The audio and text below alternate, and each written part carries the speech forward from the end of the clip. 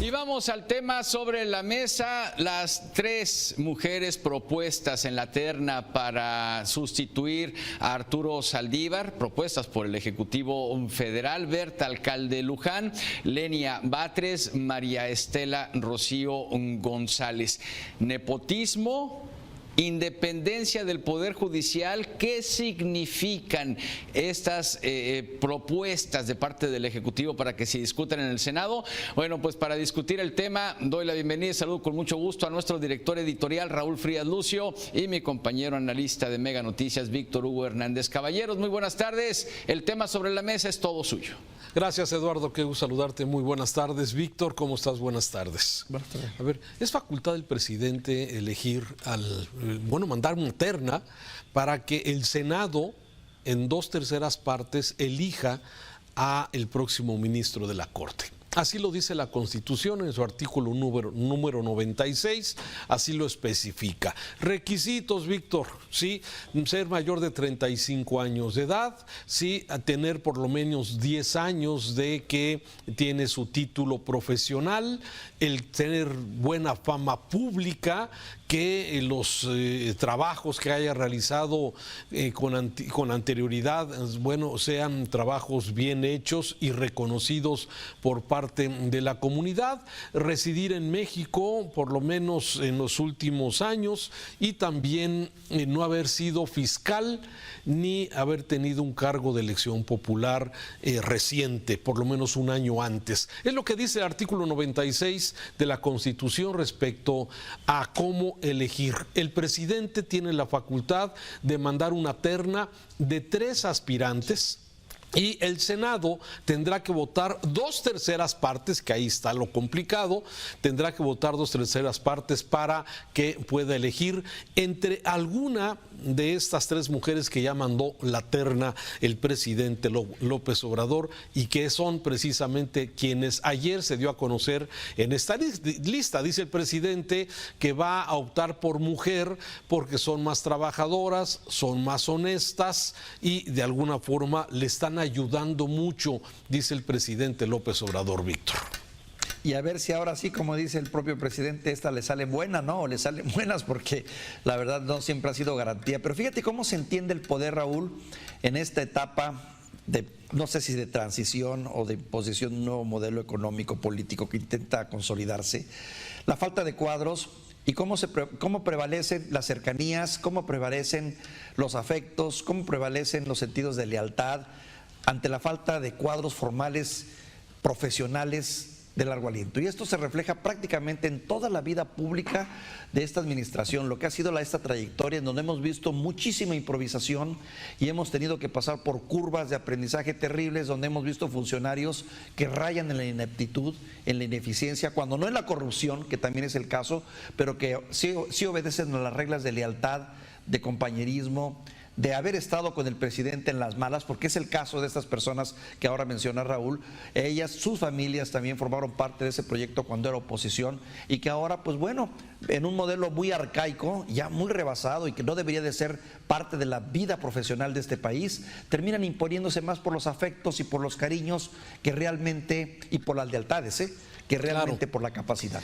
Pero no solamente López Obrador lo está haciendo, Víctor, lo hicieron en su momento los anteriores presidentes. Siempre eligen de alguna forma a quienes de alguna forma hay una identidad, hay una identificación con ellos. Aunque sí, déjame decir en este caso, a ver, el caso del ministro Arturo Saldívar, que renunció sin explicar las causas de fuerza mayor que lo obligan, más que las simples simpatías por el presidente López Obrador y su trabajo, sí, de alguna forma fue propuesto por el presidente Felipe Calderón, el enemigo del presidente López Obrador, por lo menos así lo ve López Obrador y así lo ha manifestado. Entonces, el secreto de alguna forma de esto debería ser que el presidente tiene mano en proponer esta propuesta, esta terna, pero el Senado necesita 2/3 partes, para poder elegirlo. ¿Por qué es importante el Poder Judicial? Bueno, porque supuestamente es un poder independiente y que los magistrados deberían de tener un solo objetivo, Víctor, que es hacer que se respete la ley, hacer que se respete la Constitución. ¿Qué es lo que vimos con Arturo Saldívar? Sí, que sus inclinaciones políticas y los afectos al presidente pues hicieron que finalmente se fuera. Pero ahora, ¿por qué se fue? ¿Por qué quiso irse? No solamente es por los afectos, sino porque me parece que con esta renuncia y ese hueco que deja en el Poder Judicial, le da la oportunidad al presidente López Obrador de perpetrar, por lo menos en los nombramientos, ¿sí?, lo que sigue en la llamada Cuarta Transformación. Si analizas lo que ha venido sucediendo con el Poder Judicial en este conflicto, con el tema del INE en su momento, con cada uno de los organismos independientes, el presidente a tratarlo de mermarlos, ¿sí?, y de alguna forma tratar de imponer, digamos, la visión de la Cuarta Transformación, porque el nuevo ministro, pues realmente, ¿qué es lo que va a formar parte de este grupo de 11 ministros, de los cuales hay 2 que claramente han mostrado la simpatía, y Arturo Saldívar era el tercero, que podían inclinar la balanza hacia alguna decisión? Con muchas de las cuestiones de las modificaciones que se han propuesto en la ley y muchas de las propuestas que se ha hecho por parte del Ejecutivo, finalmente van a acabar en el Poder Judicial. Y es ahí donde de alguna forma el presidente sí está logrando, por lo menos durante los próximos 15 años, nombrar a alguien que tenga ciertas simpatías, por lo menos con el movimiento de la cuarta o de la llamada Cuarta Transformación, Víctor. Así lo leo. Yo titularía esta historia ¿Dónde está la trampa?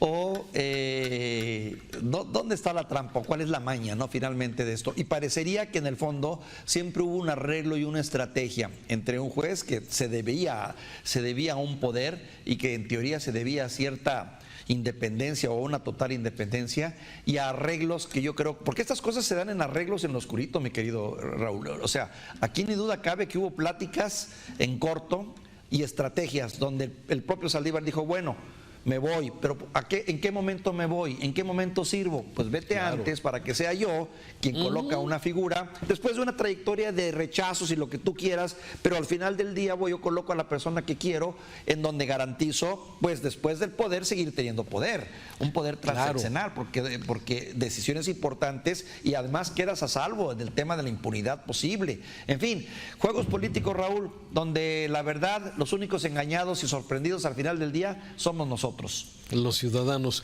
Mira, ojalá, y vamos a ver, yo espero que el Senado de alguna forma vaya a rechazar a cualquiera esta terna que propone el presidente. Pero fíjate embargo, que eso es delicado, porque si lo rechaza, el presidente al final del día va a poder imponer.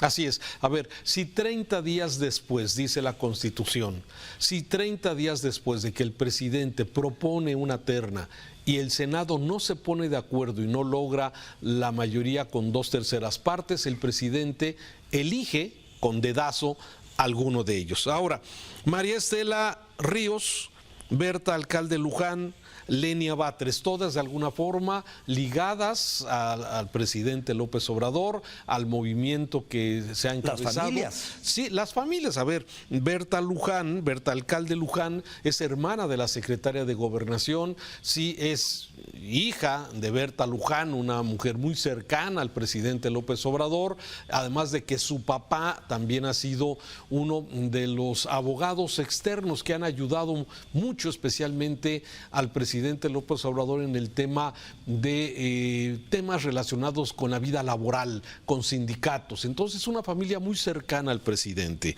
Lenia Batres, hermana del actual jefe del gobierno de la Ciudad de México, Martí Batres. Sí, Lenia Batres, bueno, también ha trabajado como consejera de jurídica de la misma presidencia, ya ha trabajado ahí, y en el caso de María Estela Ríos, pues actualmente es la que ha venido sustituyendo al consejero jurídico de la presidencia del país, es decir, mujeres cercanas al presidente López Obrador. Perdón que te interrumpa, Raúl, y aunque también vale la pena acotar, gente preparada, porque finalmente Sí. estas tres mujeres son gente preparada que tienen su trayectoria, tienen sus estudios, vienen de familias, digamos, que han estado metidas en el juego del poder y de las leyes también. O sea, no son tampoco improvisados. Aquí el problema es bajo las condiciones y las circunstancias en las que se proponen y se presenta. No es no predomina la preparación ni la capacidad, sino La la dependencia, y la subjetividad.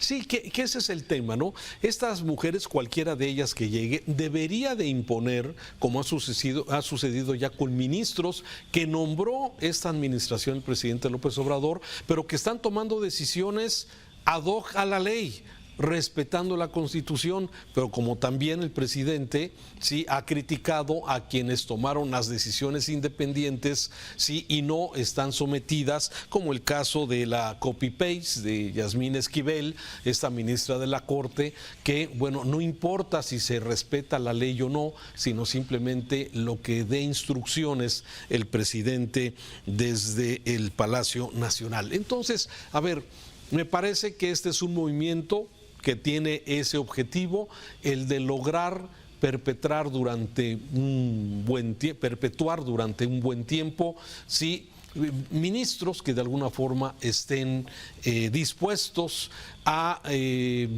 tomar decisiones con ciertas inclinaciones que pudieran favorecerle. Ya lo veremos, no podemos adelantarnos que esto vaya a ser así, pero eso pareciera que ese es este movimiento de tres bandas que hizo el presidente, ¿no? Se sale Arturo Saldívar un año antes de que concluya, le toca al presidente elegir a una nueva ministra o ministro y de alguna forma pues, será un punto de equilibrio en el Poder Judicial, en las decisiones importantes que se verán y se tendrán que tomar a partir del próximo año.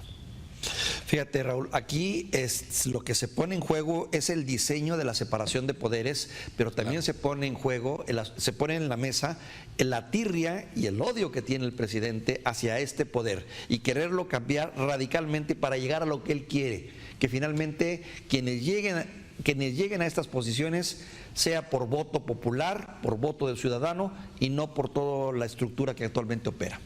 Así es, totalmente, ¿no? Y bueno, ya veremos por lo pronto qué sucede. Tendrán que pasar esos 30 días. Si el Senado no define, bueno, el presidente tendrá la facultad de elegir a este nuevo miembro del Poder Judicial, que irá acompañado a Luis González Alcántara, Ana Margarita Ríos Farjat, Alfredo Gutiérrez Ortiz Mena, a José Mario Pardo, también a Norma Piña como la presidenta del Poder Judicial, Loreta Ortiz, Javier Lainez y también Luis María Aguilar, como junto con Yasmín Esquivel, que ya mencioné, los 11 ministros que forman parte, digamos, la cúpula del Poder Judicial. Y no hablo del trabajo, que eso ya lo dejaremos para otro tema. Sí, ni tampoco de cuestión de género, ni mucho menos, ¿no? Estamos hablando de juego político, fundamentalmente. Juego político exclusivamente en esta jugada. Ya veremos finalmente cómo le sale. Mientras tanto, estamos atentos a lo que se va generando en información. Víctor, muchas gracias. Raúl, te saludo. Saludos.